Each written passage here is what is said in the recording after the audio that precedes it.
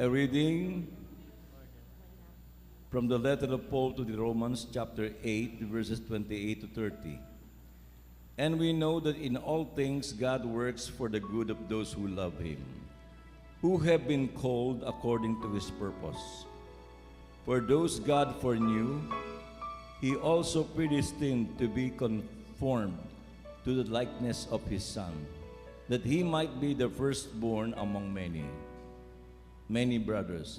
And those He predestined, He also called.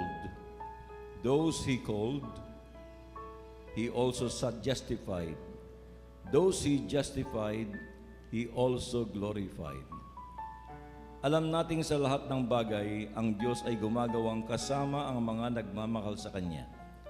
Ang mga tinawag ayon sa Kanyang panukala sa kanilang ikabubuti. Sapagkat simula't mula pa'y alam na ng Diyos kung sino ang sa Kanya.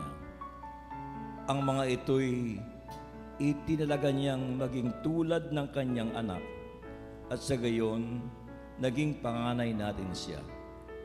At ang mga itinalaga niyang noong una pa ay Kanyang tinawag.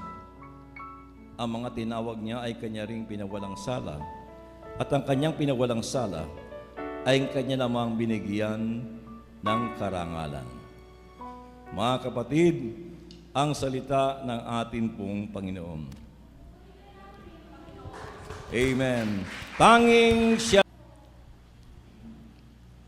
Narinig po niyo ang sinabi ng pagbasa, galing po sa letter of Paul to the Romans. Alam nating sa lahat ng bagay, ang Diyos ay gumagawang kasama ang mga nagmamahal sa Kanya. In all things, God works for the good of those who love Him. Kung mahal mo Diyos, anumang mangyari, kumikilos ang Panginoon at gumagawa para sa ating ikabubuti. Kahit pangit pa yung nangyayari ngayon, kung mahal mo Panginoon, ito'y magdudulot ng magandang resulta. If we love the Lord, mga kapatid ko. At sinasabi dito, sapagkat sa mula't mula pa'y alam na ng Diyos kung sino ang sa Kanya. Ang mga ito'y Kanyang itinalagang maging tulad ng Kanyang anak. Yan ang sabi. Ito yung good things na ginagawa ng Panginoon. We know that in all things God works for the good of those who love Him. What good is this? Ang tinutukoy dito, na ginagawa ng Diyos para sa atin. What good is this? To be materially, maging materially, yung tagumpay, successful, maging powerful, maging somebody. Ito ba'y makabubuti sa atin na ginagawa ng ating Panginoon?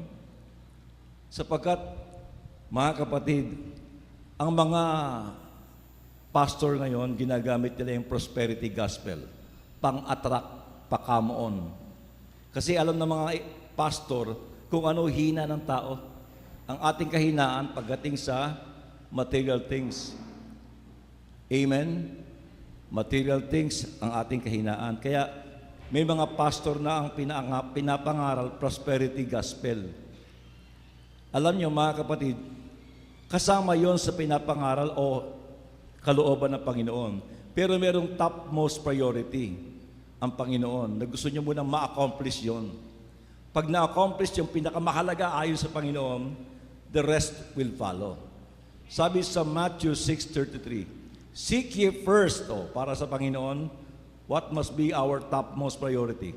Seek ye first the kingdom of God and His righteousness. Yan ay tumutukoy sa holiness or righteousness, sa paghahari ng Diyos sa ating buhay. At yung mga bagay na material to follow. Seek ye first all these things, or seek ye first the kingdom of God and His righteousness, and all these things shall be added unto you. Yung all these things na yon, kasama yung material things.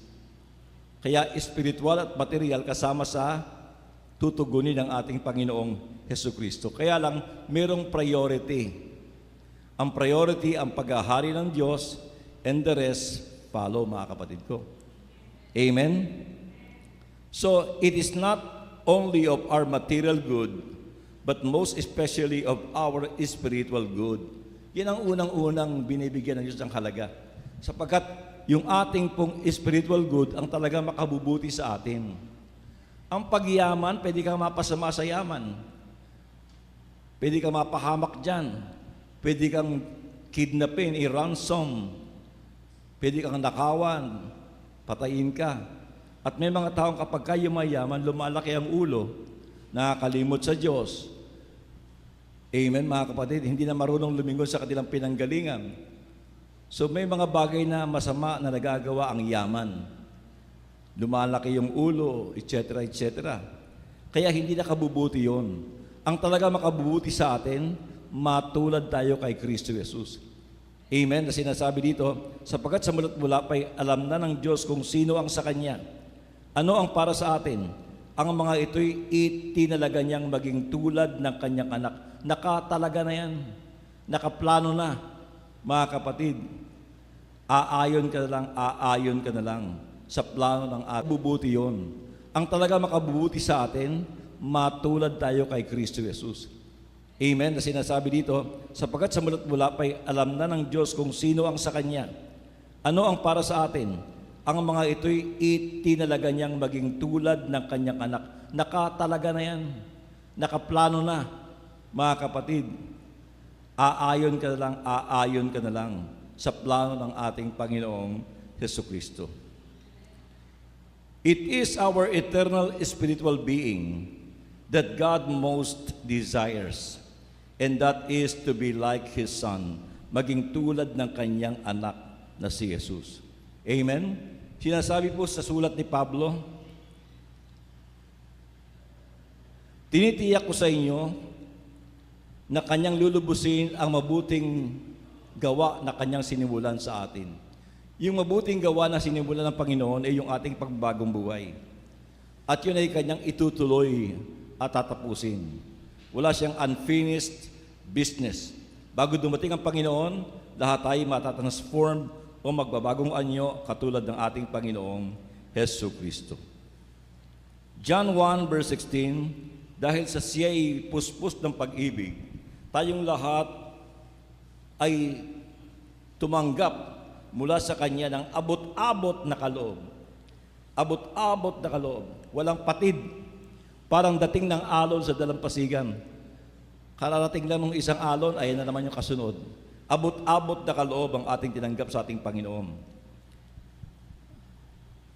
Sa Galatians 5 verse 22, binabanggit dito yung description ng character ng ating Panginoong Jesucristo nung siya'y nagkatawang tao.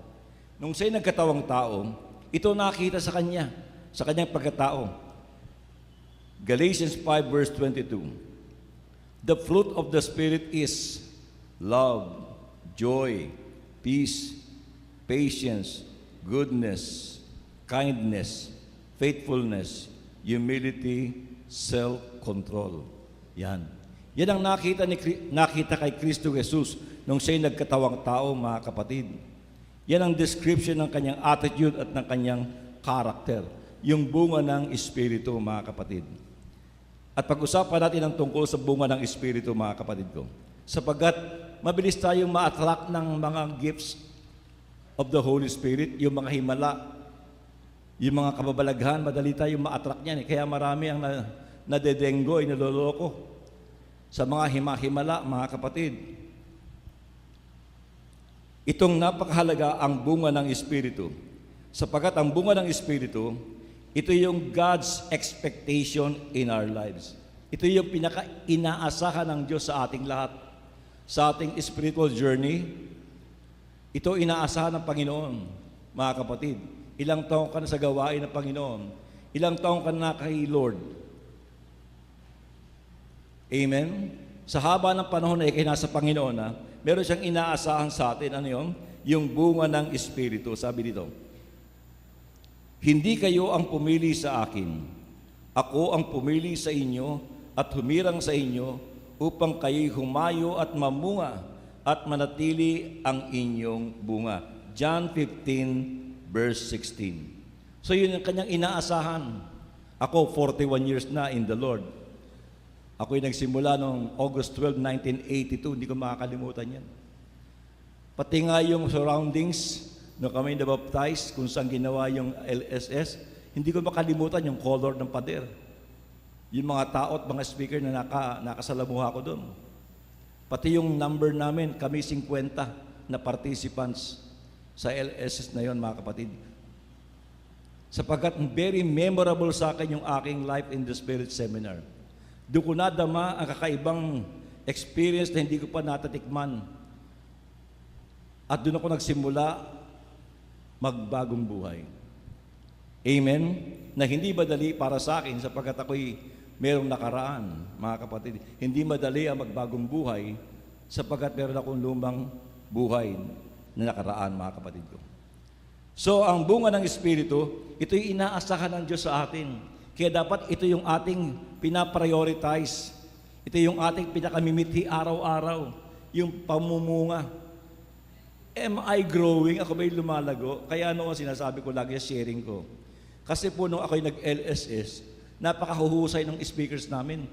Kung 7 ang topic sa LSS, 7 rin yung speaker, walang tuhog-tuhog. Bawat isang talk, isang speaker. Kaya 7 yun, 7 yung speakers.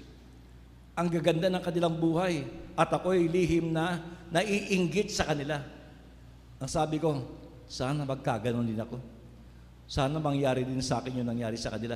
Hindi yung maging maghusay na speaker, kundi yung pagbabagong buhay nila hinahangaan ko. Kung siya nga nakapagbagong buhay. Kaya inaasam-asam ko rin sana magkaganon ako. Kaya ang lagi kong binabantayan, taon-taon, yung aking growth spiritually. Kasi hindi ko matanggap na yung inilalagi kong panahon sa gawain na yan, walang ibubunga na maganda. Kung ganun pa rin ako, napapagod ako doon. Sayang yung aking time. Amen? Ano pang ginagawa ko ron? Kung nagbababad sa gawain, naggagawain lagi-lagi sa mga prayer meeting, wala namang pagbabago sa akin. Nakakapagod yon. Yun ang madaling tamaan ng panlalamig at pananawa at burnout, mga kapatid. Kasi walang nangyayari sa kanya. Hindi niya ma-experience na may ginagawa ang Diyos sa buhay niya. Kaya kapag meron ka nakikita paglago para sa iyong sarili, makukumbinsi ka buhay nga talaga Diyos. May ginagawa sa buhay ko. Kaya ano man ang mangyayari sa gawain na maaring maka-downside, maka-apekto, hindi ka maapektuhan. Matatag ka kasi personally may experience ka, natikman mo ang kilos at kamay ng Diyos sa buhay mo. Amen? So mga kapatid sa Panginoong Jesucristo, kaya diyan napakahalaga ng bunga ng Espiritu. Yan ang ating bantayan. Next year kaya, ano na kaya ako? Yung ating pagbabago o spiritual growth, mga kapatid. Nakita niyo na yung larawan ni Kristo Jesus na DI sa Korsilyo. Si Kristo ay nakatingin sa atin, pero kahit siyang ka magpunta, sumusunod yung mata niya. Wari bagang sumusunod yung mata. DI. Tapos sa ilalim ng kanyang picture na yan, may caption nakalagay, I am trusting in you. Inaasahan kita. Amen? So God's expectation in us ay growth in our spiritual life. Sapagkat hindi normal sa isang tao ang hindi namumunga. Ang halamang hindi namumunga, matutuyot. Abnormal ang ganong klaseng halaman. Kaya abnormal din yung taong hindi namumunga. Matutuyot, mga kapatid ko. Kaya inaasahan ng Panginoon ang ating pamumunga, mga kapatid. On our own, hindi natin kaya. Kaya nga ipinangako niya yung banal na Espiritu. Kaya bunga to ng Espiritu The fruit of the Spirit. Amen? Yung Espiritu tumutulong sa atin sa pamumunga. Amen? And this fruit of the Holy Spirit is the best evidence of the Holy Spirit working in our lives. Ito yung garantisadong ebidensya at sukatan na ang Holy Spirit ay kumikilos sa ating buhay. Romans 8 verse 9. Anyone who does not have the Spirit of Christ does not belong to Him. At sinasabi pa sa Matthew 7 verses 17 to 20, by their fruit you shall know them. Saan tayo makikilala? Sa bunga, kapatid ko. Dito malalaman kung tayo po'y pinag-aharian ng Diyos na makapangyarihan. At dito makikita at malalaman kung yung ating pananampalataya ay genuine, kung tunay o hindi fake o pseudo-faith, mga kapatid ko. Kasi yung pananampalataya ng mga Pariseyo, ng mga religious leaders noong panahon noon, fake. Samantalang laman ng templo, ang habang mag-pray, sila'y sagana sa pagsamba. Kabisado ang Biblia word for word, mga kapatid ko. Pero ang kanilang pananampalataya ay huwad, fake, pakitang tao, showmanship, at hindi tunay. Kaya sila'y binabatikos ng Panginoon. Palagi, mga kapatid, ginigising sila. Sapagkat yung kanilang pananampalataya ay hindi tunay. Amen? Kung tunay yung ating pananampalataya, lahat ay nagsasabi na meron silang pananampalataya. Ang tanong, yung bang pananampalataya may huwad o tunay? Kung ito'y tunay na pananampalataya at hindi huwad, ito'y magbubunga ng mabubuting gawa o magbubunga ng kabanalan. At kung sakasakaling wala pa tayo sa kabanalan at napakalayo pa, at least may desire ka o longing. Yan yung tunay na pananampalataya. Pero kung wala ka man lamang amor sa kabanalan, ni ayaw mong pag-usapan ng kabanalan, parang walang dating sa'yo, questionable yung iyong pananampalataya kung tunay. Sapagkat ako'y naniniwala, kung tunay yung ating pananampalataya, may pananabik kang madadama sa iyong kalooban patungkol sa kabanalan. Amen. Na kahit wala ka pa rin sa kabanalan, at least meron kang desire sa iyong puso na magpakabanal. Amen. At pangatlo, mga kapatid, all the gifts can be duplicated. Pakinggan ito mabuti, ha? But the fruit of the Spirit cannot be copied or counterfeited. All the gifts can be duplicated, but the fruit of the Spirit cannot be copied or counterfeited. Lahat ng kaloob, yung mga galing, yung mga himala ay maaring i-duplicate at gayahin ng dyablo. Ngunit ang bunga ng Espiritu ay hindi maaring kopyahin o i-counterfeit. Matthew 24, verse 23 to 25, kung may magsabi sa inyo, narito ang Mesiyas o nariyan siya, huwag kayong maniwala, sapagkat may mga magpapanggap na Mesiyas at may mga lilitaw na mga bulaang propeta. Magpapakita sila ng mga kagilagilalas na tanda at mga kababalaghan upang iligaw kung maaari pati ang mga hinirang ng Diyos. Tandaan ninyo, ipinagpauna ko na sa inyo ito. Kaya yung mga tungkol sa mga prosperity gospel, mga himala, mga kapatid ko, huwag tayo dyan agad-agad magtitiwala. Sapagkat marami nagpapanggap ng mga bulaang propeta. Ginagamit nila yung mga himala, yung mga gifts, yung mga prosperity gospel, pagpapalain kayo, ginagamit nila pa-come on, pang-attract, kasi alam nila kung ano kahinaan natin. Pag pinag-usapan ng pagyaman, pananagana, gustong-gusto natin, naghihiyawan pa tayo, woo! Pero pag pinag-uusapan ng kabanalan, tahimik tayo. Sabi nga ni Bishop Bacani, na-invite siya sa Amerika, sa charismatic, sa El Shaddai. Nung sabihin niya, sinong gustong yumaman? Mga tao, woo! Ingay, ha? Nagkaklamor sila, woo! Sinong gusto magpakabanal? Tahimik tao.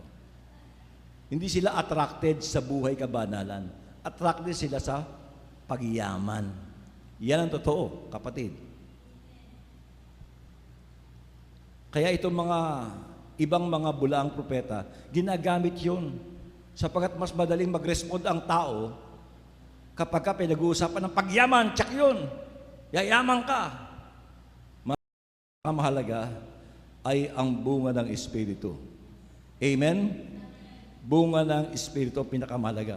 At kapag ka nagbubunga ka, ang bunga ng Espiritu ay multiplying factor na kahit hindi ka well-known sa larangan ng gift, hindi ka ganong kilala sa larangan ng gift, kapatid ko, pero kay kaiba bunga, yung gift, sasamahan ka.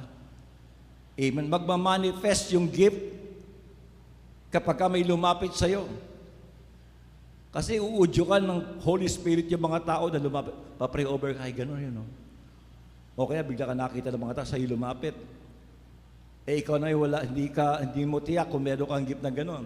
Pero dahil lumapit sa'yo, pinag-pray mo. Dahil sa mabunga ka, magmamanifest ang gift. Sapagkat ang gifts of the Holy Spirit o ang fruit of the Holy Spirit ay mayroong multiplying factor. Amen? Sapagkat namumunga ka, may buhay ka ba na lang ka, magmamanifest yung kaloob, mga kapatid. Ito ngayon, pang-apat. The fruit of the Spirit keeps the gifts from being disruptive.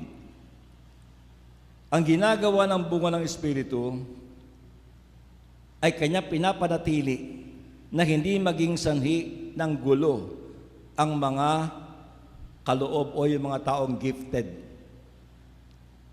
Sa 1 Corinthians chapter 1 verse 4, ito po sa Corinthians pakinggan nyo. 1 Corinthians 1 verse 4. Lagi ako nagpapasalamat sa Diyos dahil sa mga pagpapala niya sa inyo sa pamamagitan ni Jesucristo. Sapagkat sa inyong pakikipag-isa sa Kanya, kayo'y umunlad sa lahat ng paraan, maging sa pananalita at kaalaman.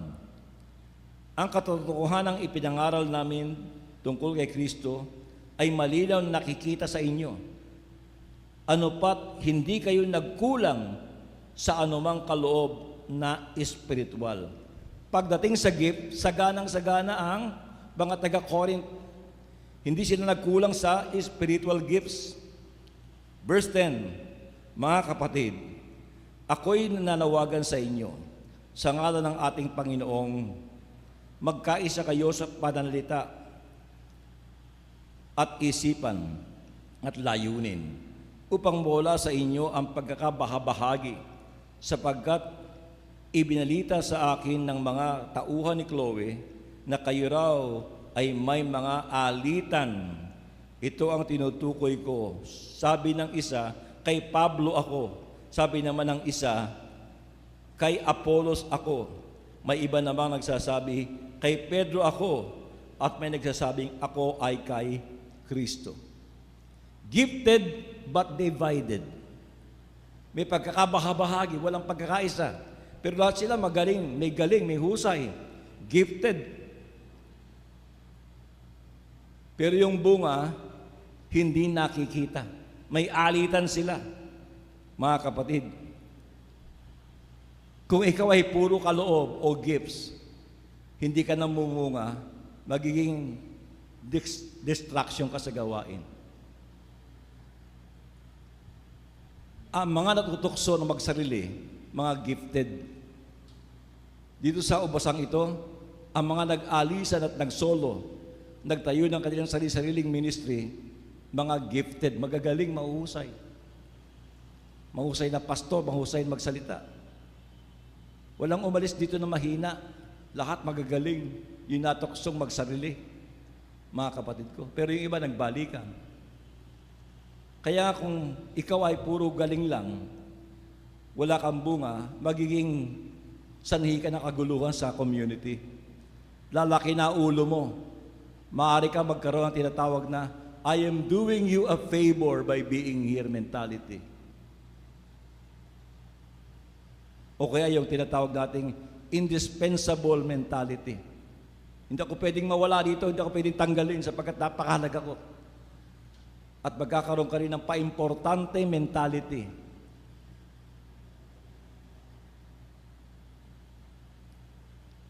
Kaya yung mga taong gamit na gamit, very useful, successful, ito yung pwedeng tamaan ng binabanggit ko. I am doing you a favor by being here mentality, indispensable mentality, paimportante mentality. Ito madaling tamaan because pride creeps in na parang anay. Na pagka magaling ka, gamit na gamit ka. Yes, mapagpalang araw po mga ka-pray partners. I am Sister Daisy at ito po ay recap lamang at highlighted ng ating Marsolo prayer meeting episode at ang buong video po ay matatagpuan po natin sa comment box section. At magre-redirect po yan sa ating Delta Broadcasting System, the official YouTube channel of El Shaddai Ministry. At ang ating pong gawain ay patuloy na nag-aanyaya sa mga gusto pong makaranas ng mga himala at pagpapala. Ang ating pong gawain schedule ay every Saturday and Tuesday. Dito po yan San Dionisio, Sukat, Parañaque. Dito po yan sa Amel City Grounds. Ayan, kita-kits mga ka-prayer partners.